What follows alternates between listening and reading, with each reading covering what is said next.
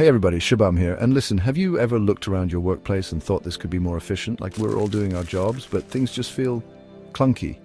Well, today we're going to fix that. We're going on a waste hunt.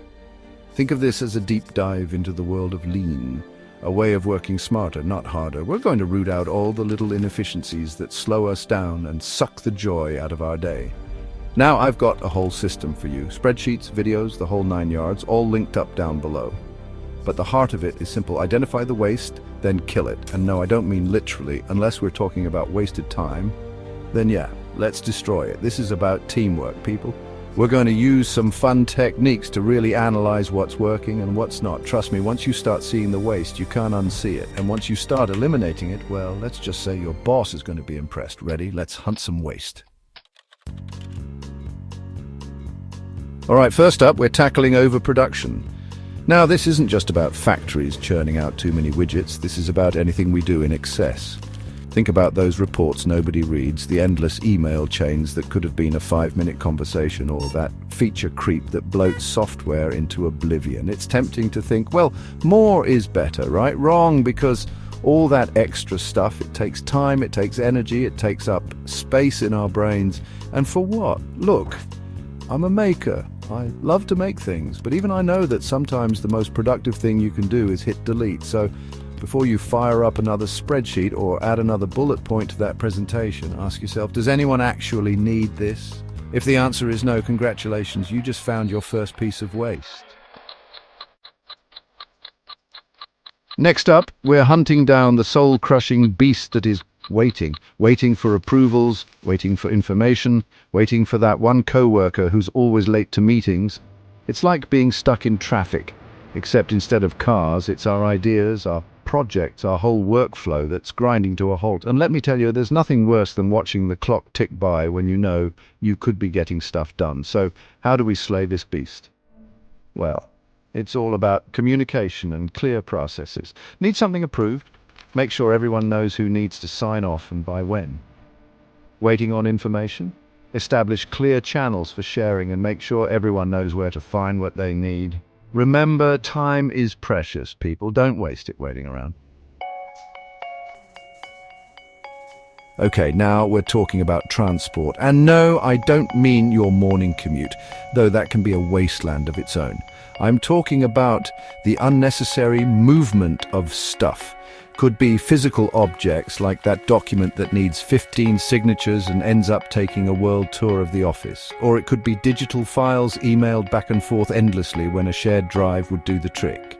Every time something has to be moved, it takes time, it takes energy, and it creates opportunities for things to get lost, damaged, or delayed. So ask yourself, is there a way to streamline this process? Can we cut down on the back and forth? Because the goal here isn't just to move things faster, it's to eliminate the need to move them at all.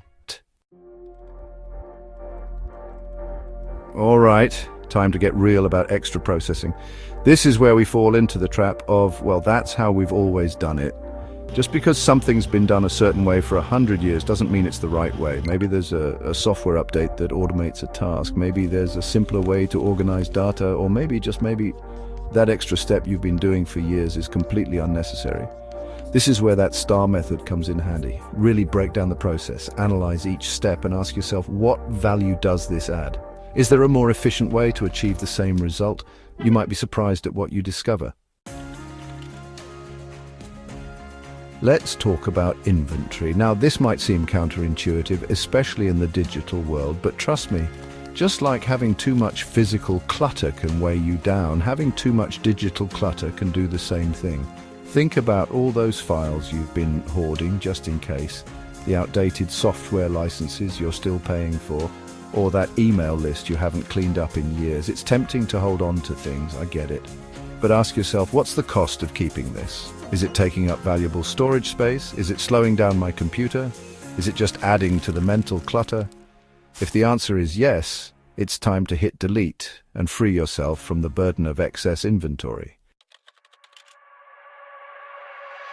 All right, let's talk about motion, and I'm not talking about exercise, although getting up and moving around is important. I'm talking about all those unnecessary movements we make throughout the day, walking to the printer 5 times an hour, searching for files that are scattered across multiple folders, even just reaching for a mouse that's positioned too far away from your keyboard.